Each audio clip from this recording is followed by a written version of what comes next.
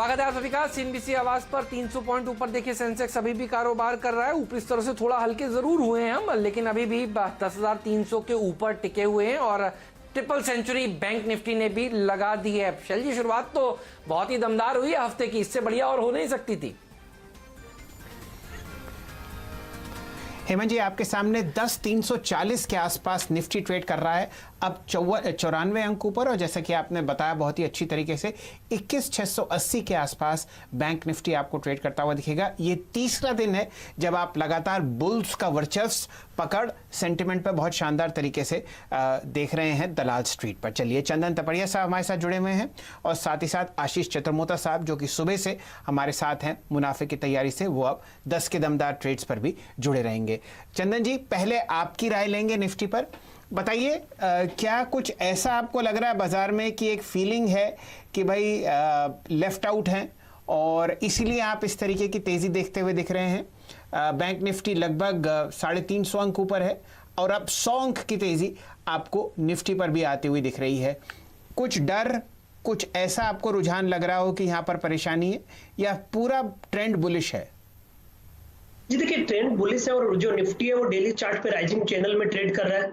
अभी 3 दिन पहले राइजिंग चैनल के लोअर बैंड पे आके 50 दिन का मूविंग एवरेज को सपोर्ट लेकर टर्न हुआ, तो कहीं ना कहीं ये मोमेंटम है 10,500 और 10,800 की तरफ एक्सटेंड होना चाहिए। तो ओवरऑल सेंटीमेंट पॉजिटिव है और अच्छी बात यह है कि यहाँ पे काफी ब्रॉड बेस्ड बाइंग बाजार में देखने को मिल रही है। तो मेरे हिसाब से जब तक निफ्टी अब 10,100 के नीचे नहीं जाता, आपको लॉन्ग पोजीशन होल्ड रखनी चाहिए।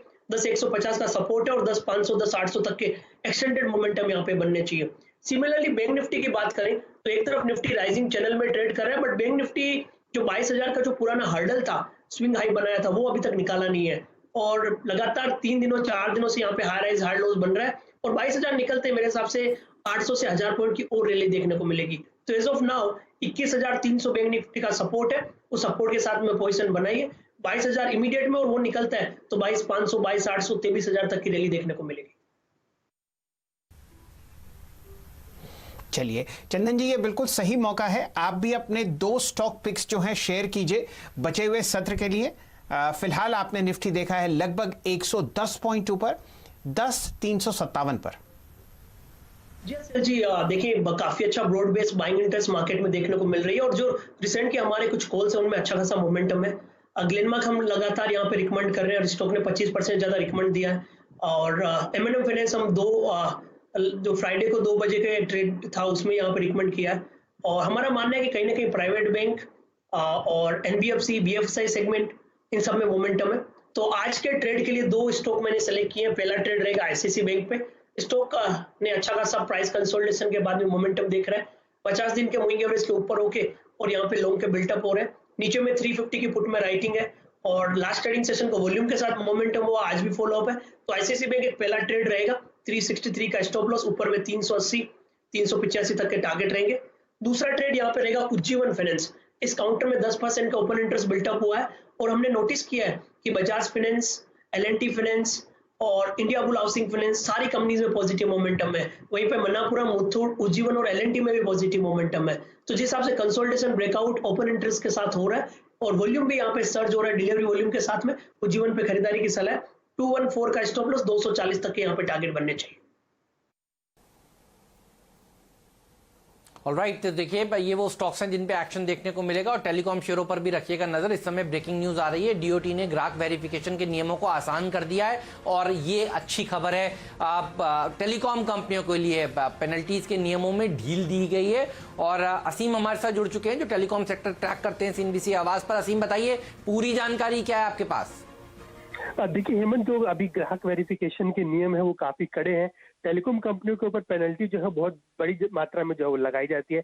अगर मान लीजिए अपने ग्राहक के आवेदन फॉर्म में किसी भी तरह की अगर कोई छोटी मोटी गलती रह गई, चाहे वो फोटो जो है वो ठीक नहीं लगा या फोटो किसी और जगह लोकेशन पर लग गया जहां पर नहीं लगाया जाना था, तो उसको देखते हुए जो सरकार थी वो टेलीकॉम कंपनियों पर 1 लाख रुपए की पेनल्टी जो है पर इंस्टांट जो है वो लगाती थी। तो अगर आप पिछले मैं 5 साल की बात करूं तो टेलीकॉम कंपनियों के ऊपर मात्र सब्सक्राइबर वेरिफिकेशन के लिए 3,000 करोड़ रुपए की पेनल्टी जो है वो लगाई गई है, जो कि एक अपने आप में एक बड़ी अमाउंट है। तो उसको देखते हुए जो TDSAT में टेलीकॉम कंपनी जो है पहुंची थी, तो TDSAT ने जो है सरकार को निर्देश दिए थे कि आप इसको कैटेगराइज कीजिए, आप पेनल्टी की मात्रा में जो है आप बताइए कि कौन सा ऑफेंस जो है वो काफी सीरियस है और कौन सा ऑफेंस जो है सीरियस नहीं है, उसके हिसाब से इसको कैटेगराइजेशन जो है वो कीजिए। तो सरकार ने वो नियमों में अब ढील जो है वो दे दी है। अब हर एक छोटी मोटी गलती के लिए 1 लाख रुपए की पेनल्टी जो है वो कंपनियों के ऊपर नहीं लगेगी, मात्र 150 रुपए की उनके ऊपर पेनल्टी जो है वो लगेगी। और बाकी अगर कोई बड़ी गलती होती है तो उस चुनिंदा केसेस के अंदर 1 लाख रुपए की पेनल्टी जो है वो लगाई जाएगी। तो टेलीकॉम कंपनियों के लिए एक बहुत बड़ी राहत होगी, क्योंकि हर साल उनको करीबन 500 से 700 करोड़ रुपए जो है उनको पेनल्टी के तौर के ऊपर जो है सरकार को चुकाने पड़ते थे। तो उनके लिए एक बहुत बड़ी राहत यहाँ पर इस नए नए वेरिफिकेशन नियम से दिखती हुई नजर आ रही है।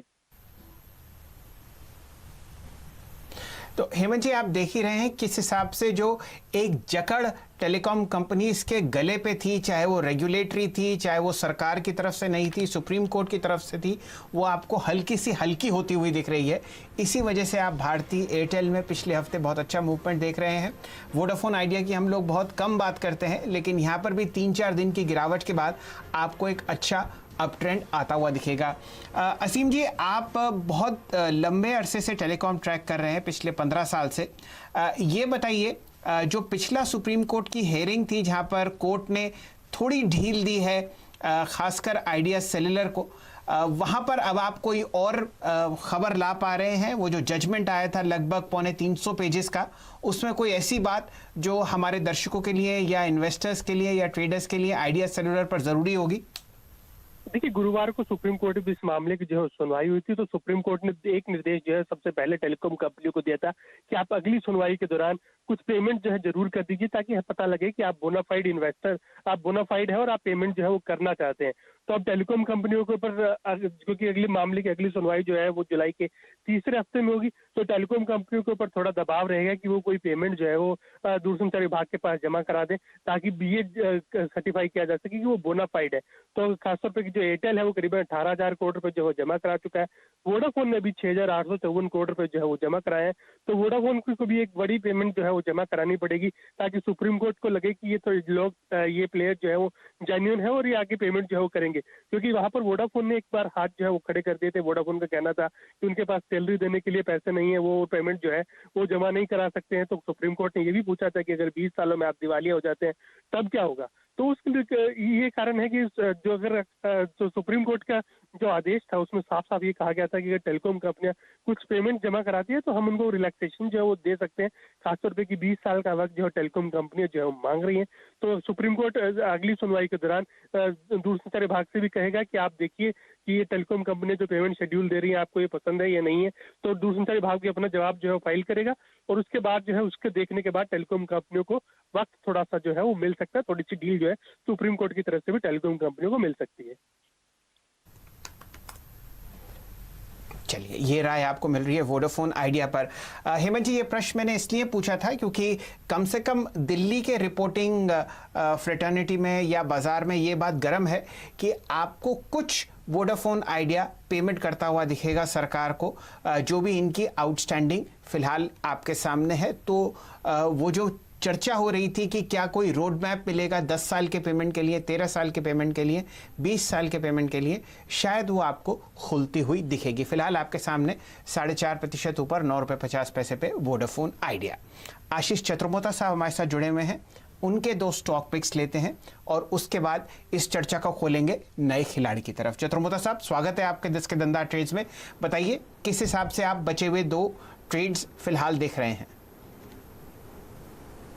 जी, तो शैल जी, एक ट्रेड तो आप जो टॉपिक डिस्कस कर रहे हैं वहीं से निकल के आ रहा है, वो है भारती एयरटेल का। इस स्टॉक में हम देख रहे हैं रोलओवर्स बहुत ही अच्छे नजर आ रहे हैं और जिस तरह से कंसोलिडेशन 6-7 दिनों का इस स्टॉक ने किया, मुझे लगता है एक अच्छी अपटिक के लिए ये स्टॉक अब तैयार हो चुका है। 568 के स्टॉप लॉस से इस स्टॉक में लॉन्ग पोजीशन बनानी चाहिए। 596 595 के टारगेट टारगेट्स होंगे, बट इवेंचुअली मेरा मानना है ये स्टॉक आने वाले समय में 600-620 के स्तरों को बहुत ही जल्द क्रॉस करता हुआ दिखाएगा। तो ये मेरा पहला पिक होगा। दूसरा, क्योंकि हम प्राइवेट सेक्टर बैंक्स पे काफी बुलिश है, आईसीआईसीआई की बात बहुत हो चुकी है, तो अब मैं इस पे एक्सिस बैंक के अंदर लॉन्ग रिकमेंडेशन दे रहा हूं। इस स्टॉक में भी एक अच्छा खासा मोमेंटम और ओपन इंटरेस्ट का एडिशन हमें देखने को मिला है। 418 के स्टॉप लॉस के साथ एक्सिस बैंक के अंदर में पोजीशन बनानी चाहिए। मैं समझता हूं 438-440 के इमीडिएट लक्ष्य आपको एक्सिस बैंक के स्टॉक में भी देखने को नजर आ जाएंगे। ठीक बात है। तो देखिए इनके ऊपर रखिएगा नजर। ये बैंक का बढ़िया प्रदर्शन दिखाएगा, लॉन्ग टर्म पोर्टफोलियो में भी ये होना चाहिए आपके।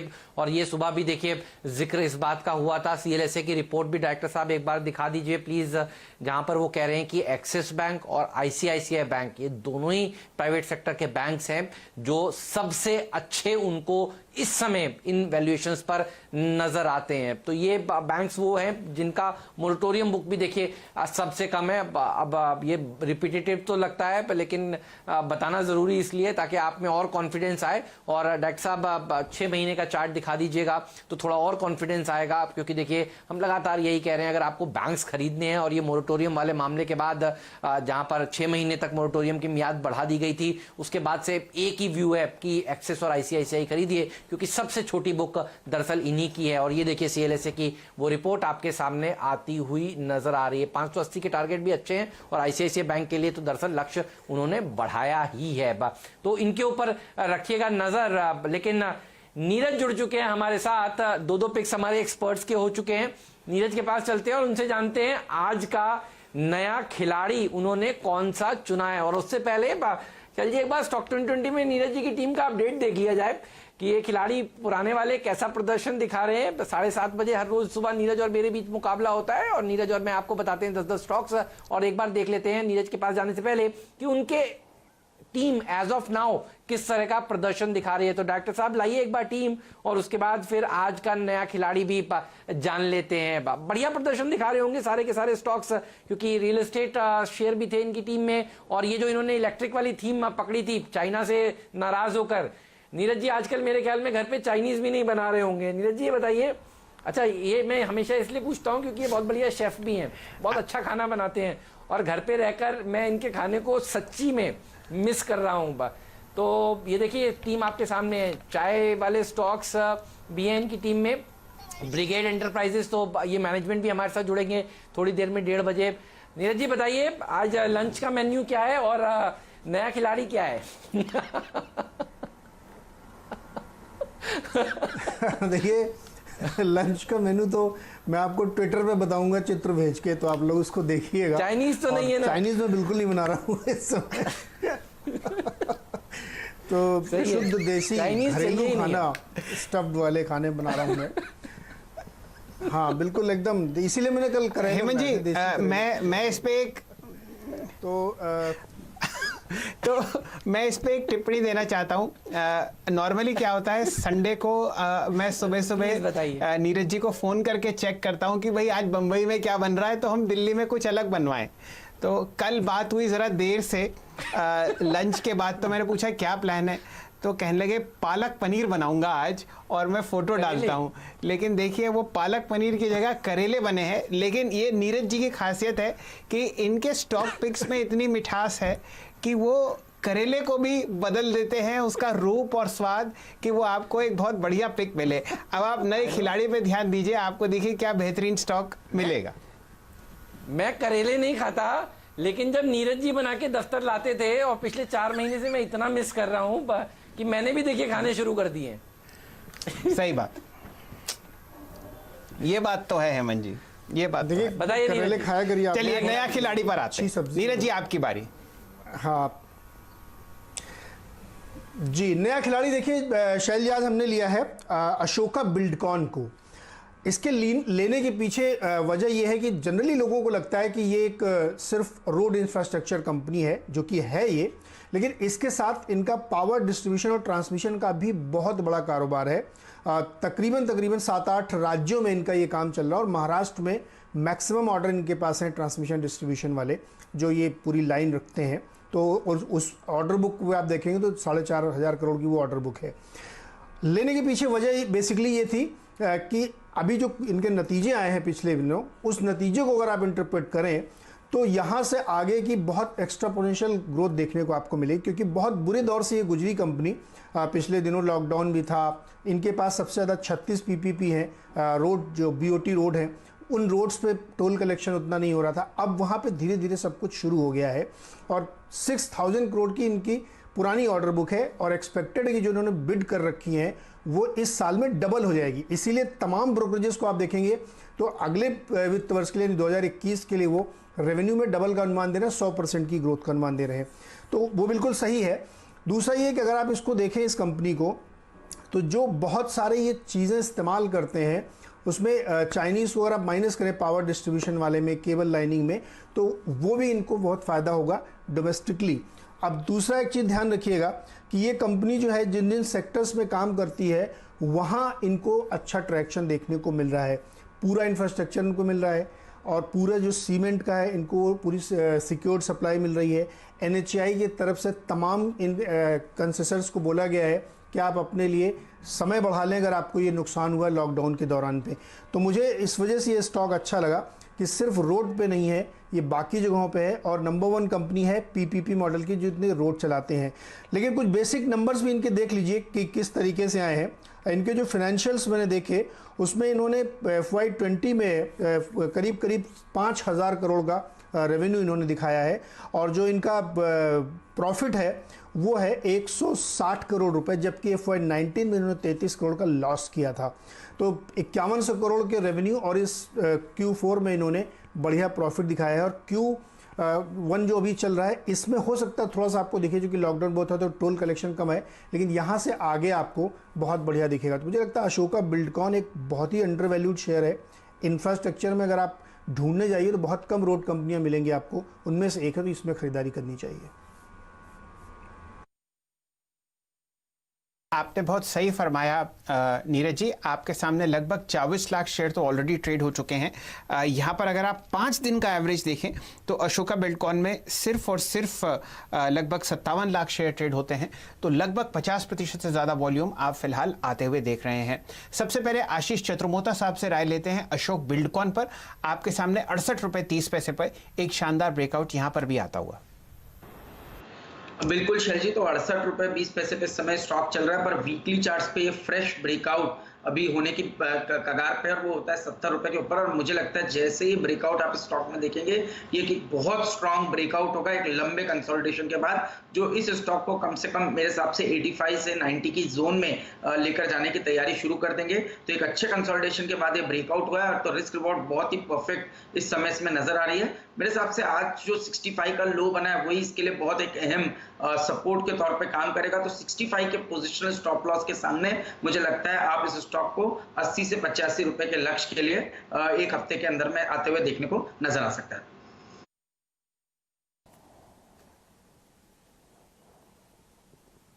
नीरज जी थोड़ी देर पहले करते हुए दिख रहे थे, यहाँ पर आपको सिर्फ और सिर्फ 12 का PE आता हुआ दिख रहा है और बहुत ही शानदार रिटर्न ऑन कैपिटल एम्प्लॉयड है। हालांकि ये कंपनी आपको इंफ्रा स्पेस में आती हुई दिखेगी।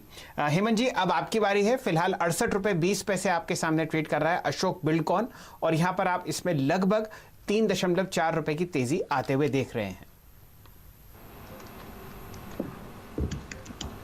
तो शैल जी अशोका बिल्डकॉन है नीरज जी का नया खिलाड़ी और मेरा खिलाड़ी भी A अक्षर से है, AB मनी। और ये ऐसा स्टॉक है जो आदित्य बिरला ग्रुप की कंपनी है और प्रमोटर्स की हिस्सेदारी 74% है। आप शेयर बाजार की रैली खुद देखिए, निफ्टी ने क्या कुछ कर दिखाया है। 23 मार्च को भाव क्या था और आज देखिए भाव क्या है। अब 35,000 हम सेंसेक्स पे पहुंच चुके हैं। जो रैली देखने को मिली है, जो लोग अब देखिए पार्टिसिपेट नहीं कर पाए वो अब देखिए मार्केट में पार्टिसिपेट करने आएंगे और मुझे लगता है इस तरह के स्टॉक्स में एक अच्छी रैली आपको देखने को मिलेगी। मैंने पिछली बार से कल का खिलाड़ी आज का दर्जा दिया था तो 10% का अपर सर्किट लगा था और अगले दिन भी लगा था। मुझे लगता है ये उसी तरह का स्टॉक है जो भागता हुआ नजर आएगा। छोटी टिकट साइज के शेयर्स मैं जनरली नए खिलाड़ी में चुनता हूं क्योंकि ट्रेडर्स का इंटरेस्ट यहां पर रहता है। और एक चीज और सोचिए कि अब अंडर ओन स्टॉक्स में किस तरह की तेजी है। आप पूछिए किसी से कि क्या ब्रोकिंग कंपनियां किसी के पास हैं, नहीं है। हाउसिंग फाइनेंस कंपनियां भी नहीं थी। आप देखिए हाउसिंग फाइनेंस कंपनियों ने, इंडिया बुल्स और बाकी स्टॉक्स ने क्या गजब का मूव दिखाया है। रियल एस्टेट कंपनियां कोई छूना नहीं चाहता था। PSU बैंक जिसको आप पिछले 2 हफ्ते से रिकमेंड कर रहे हैं, देखिए पहले कोई इनको खरीदना नहीं चाहता था। तो अंडर ओनरशिप इतनी गजब की है कि ये स्टॉक्स ही अब आपको भागते हुए नजर आएंगे। क्योंकि सिप्ला तो देखिए 52 वीक हाई हो गया, आज फिर से उसने नया हाई लगाया है। फार्मा शेयर भागेंगे, लेकिन अब वो सेक्टर्स जो अब तक आउट परफॉर्मेंस नहीं दिखा रहे थे और शेयर बाजार की तेजी का जिन्हें फायदा मिलता है, लॉकडाउन में भी हमने सुना मोतीलाल ओसवाल जी को, वो ये कह रहे थे कि रिकॉर्ड ट्रांजैक्शंस उन्होंने कई कई दिनों में देखी हैं। तो घर से बैठकर लोग ट्रेड कर रहे हैं और देखिए CNBC आवाज के जो दर्शक भी देख रहे हैं वो भी देखिए ट्रेडिंग कर रहे हैं और हमारे दर्शक भी देखिए बढ़े हैं। तो हम ये खुद समझ रहे हैं हमारे दर्शक क्यों बढ़ेंगे, जब वो घर में बैठकर ट्रेड करेंगे और CNBC आवाज देखेंगे तभी बढ़ेंगे। इसलिए मुझे लगता है इस तरह के स्टॉक्स फोकस में रहने चाहिए। AB मनी जैसे शेयर और अच्छा प्रदर्शन यहां से दिखाएंगे, अच्छी तेजी ब्रोकिंग कंपनियों में मुझे लगता है कि बनती हुई नजर आएगी। NBFCs के बाद नेक्स्ट लॉजिकल सेक्टर जो चलता है मूव करता है वो ब्रोकिंग होता है। और देखिए JM फाइनेंशियल्स ने हाल ही में किस तरह से फंड रेज किया है और अच्छा पैसा मिल रहा है, तो पैसा सस्ता है और मुझे लगता है कि मार्केट में इंटरेस्ट काफी भरपूर है। क्या डील्स हो रही हैं अब देखिए मार्केट में, तो मुझे लगता है ये वो स्टॉक्स हैं जो अच्छा प्रदर्शन दिखाएंगे। अब तो हेमंत जी सबसे पहले तो एक चार्ट चेक ले लेते हैं क्योंकि स्टॉक आपके सामने दौड़ता हुआ दिख रहा है 35 रुपए 15 पैसे पे।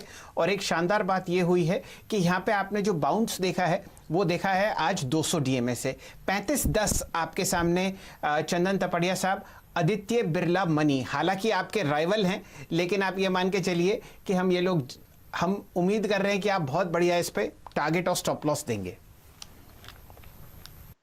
जी हाँ, देखिए सेल जी ने काफी अच्छी बात की और ब्रोकिंग में काफी अच्छे फोकस्ड है और कंपनी ने हमारे यहाँ पे 10 लाख ट्रेड का रिकॉर्ड बनाया इस लॉकडाउन में और काफी अच्छा हमारा यहाँ पे स्ट्रक्चर चल रहा है। और आप देखोगे कि हर दिन कम से कम 5 से 7 वेबिनार हो रहे हैं, ज्यादा से ज्यादा क्लाइंट इंटरेक्शन और फोकस्ड यहाँ पे वर्क हो रहा है। तो कहीं ना कहीं वर्क फ्रॉम होम है वो ब्रोकिंग के लिए एक नया थीम और एक पॉजिटिव सेंटीमेंट के लिए उभर के नजर आ रहा है। तो आपने जैसे बिरला मनी की बात की, मेरे हिसाब से इस काउंटर में एक पॉजिटिव प्राइस एक्शन बना हुआ है। हालांकि यहाँ पे कोई वैसे ऑफिशियल कमेंट नहीं रहेगा, मैं चार्ट देख के यहाँ पे रिकमेंडेशन देना चाहूंगा। 32 का सपोर्ट है और जिस हिसाब से प्राइस सेटअप बन रहा है 42 से 45 तक का लेवल ये काउंटर छू सकता है।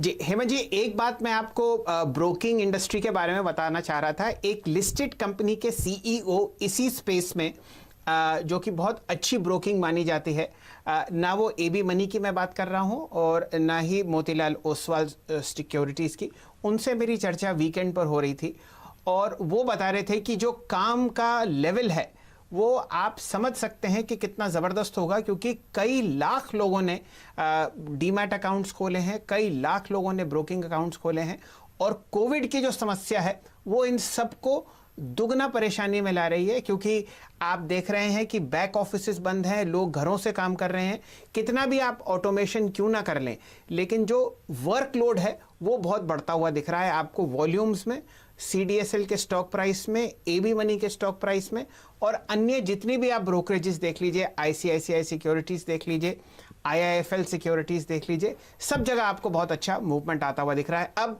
10% ऊपर आपके सामने सर्किट पर 35 रुपये 40 पैसे पर आपको ट्रेड करता हुआ दिखेगा AB मनी। हेमंत जी, आपने थोड़ी देर पहले प्राइवेट सेक्टर बैंक्स की बात करी थी।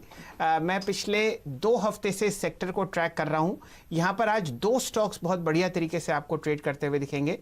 एक है धनलक्ष्मी बैंक और एक है DCB बैंक। आपको याद होगा हमारे साथ सौरभ मुखर्जी साहब जुड़े थे पिछले हफ्ते और उन्होंने DCB बैंक की चर्चा करी थी। हमारे साथ चंदन तपड़िया साहब जुड़े हुए हैं, उनसे राय लेते हैं DCB बैंक पर, क्योंकि रैली अब तीसरे दिन है। क्या ये सही लेवल है एंटर करने का या यहाँ पर थोड़ा सोचना चाहिए? आपकी राय चंदन जी। जी नमस्कार। देखिए जितने भी ये मिड कैप बैंक है वो काफी अंडर परफॉर्म रहते थे, बट यहाँ पे कहीं ना कहीं सपोर्ट बेस्ड बाइंग हो रहा है। चाहे आप PSU बैंक्स की बात करें या फिर मिड स्मॉल बैंकिंग की बात करें, तो सब में कहीं ना कहीं बाजार की रिकवरी के साथ थोड़ा रुझान आया है। और दूसरा देखिए बाजार में है वो काफी नए इन्वेस्टर आए और जब भी बड़े नए इन्वेस्टर आते हैं तो कहीं ना कहीं मिड कैप में वापस थोड़ा सा अट्रैक्शन मिलता है। तो उसकी वजह से DCB में यहाँ पे नीचे के लेवल से बाइंग इंटरेस्ट है। काफी दिनों के बाद ये काउंटर अपने 50 दिन के मूविंग एवरेज के ऊपर निकला है और पिछले 3 महीने में देखिए काफी जम के वॉल्यूम हुआ है और इसका जो लोअर टॉप लोअर बॉटम था वो निगेट होकर काउंटर अपने आप को होल्ड कर रहा है। तो कहीं ना कहीं यहाँ पे 83 के आसपास का सपोर्ट है और 98 से 100 रुपए तक जाने की गुंजाइश काउंटर रख रहा है। ठीक बात है। तो देखिए ये वो सारे के सारे स्टॉक्स हैं जो बढ़िया प्रदर्शन दिखा रहे हैं। AB मनी में 10% का अपर सर्किट लग चुका है। DCB बैंक का के ऊपर नजर है शैल जी की। ये सारे स्टॉक्स भाग रहे हैं और अच्छा प्रदर्शन देखिए बहुत सारे शेयर दिखा रहे हैं। मैं एक बार बॉम्बे डाइंग को भी रिविजिट करना चाहता हूं, क्योंकि आप देखिए ये स्टॉक अब 15% की रैली आज के सत्र में दिखा रहा है। थोड़ी देर पहले हमने इंडिया बुल्स की बात की थी, वो भी 17% ऊपर है, और रिलायंस इंडस्ट्रियल इंफ्रा की बात की थी, वो भी 10% की तेजी दिखा रहा है। तो बहुत सारे हाई बीटा स्टॉक्स देखिए आउट परफॉर्मेंस आज के सत्र में दिखा रहे हैं। आशीष जी तो हमारे साथ सुबह से हैं ही, उनसे तो हमने चर्चा की ही है बॉम्बे डाइंग की, लेकिन चंदन जी आपकी राय बताइए, ये बॉम्बे डाइंग में जो आज रैली बनी है आशीष के जैकपॉट स्टॉक का सुझाने के बाद, आपको क्या लग रहा है, कितना और ऊपर जा सकता है? पोजीशनल टारगेट क्या होगा आपका इसके लिए? जी हाँ, देखिए आपने जो सारे स्टॉक्स की बात करें उनमें अच्छा मोमेंटम है, चाहे रिलायंस इंडस्ट्री की बात करें, आरआईएल की बात करें या फिर बॉम्बे डाइंग की बात करें। और कहीं ना कहीं बॉम्बे डाइंग में यहाँ पे राउंडिंग फॉर्मेशन बना है, 72 हाफ 73 के आसपास का एक मल्टीपल हर्डल होता था।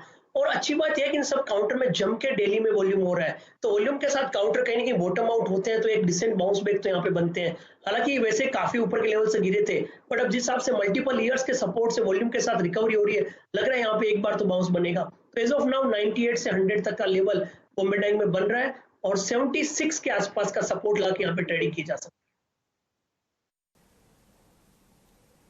ऑलराइट, तो देखिए सारे के सारे स्टॉक्स एक रैप अप दे देता हूं। अभी थोड़ी देर पहले धनलक्ष्मी बैंक की बात हो रही थी, डीसीबी बैंक की बात हो रही थी, बॉम्बे डाइंग की बात हो रही थी, ये सारे स्टॉक्स देखिए भाग रहे हैं। और ग्लेनमार्क को दे देते हैं आज शैलजी हमने दर्जा ही नहीं दिया है, एक दर्जा तो बनता है और ग्लेनमार्क को तो बनता है, इसको निफ्टी का बाजार का बादशाह बनाए, क्योंकि ये वो स्टॉक है जिसने बादशाहत वाले काम किए। जाते जाते इसको बाजार के बादशाह का दर्जा दिया जाए। फार्मा सेक्टर में गजब की रैली देखने को मिल रही है, सिप्ला 52 वीक हाई पर और ग्लेनमार्क फार्मा 17% ऊपर। क्या कहते हैं आप, मार्केट में जिस हिसाब से इन्होंने दवा खोजी है, ये दर्जा तो इनको बनता है, क्योंकि आप देखिए एफएनओ में ये स्टॉक इस समय 17% ऊपर है। डॉक्टर साहब आप कैश मार्केट का स्टॉक का दिखा रहे हैं, कृपया करके इसको एफएनओ का दिखाइए, क्योंकि कैश मार्केट में तो 15% का सर्किट है, लेकिन एफएनओ में देखेंगे तो 17% का सर्किट यहां पर लगा है। तो ग्लेनमार्क बनता है आज बाजार का बादशाह। इसके साथ आपको छोड़े जाते हैं सीएनबीसी आवाज पर, इसी तरह की खबरों का सिलसिला और जारी रहेगा। बढ़िया आइडियाज आपको लेकर आएंगे अगले शो में, ट्रेडर्स हॉटलाइन में। वीरू, शैलजी और मुझे दीजिए विदा। आशीष जी, चंदन जी, आपका बहुत बहुत शुक्रिया आज हमारे साथ इस कार्यक्रम में जुड़ने के लिए। हम सबको विदा दीजिए, नमस्कार।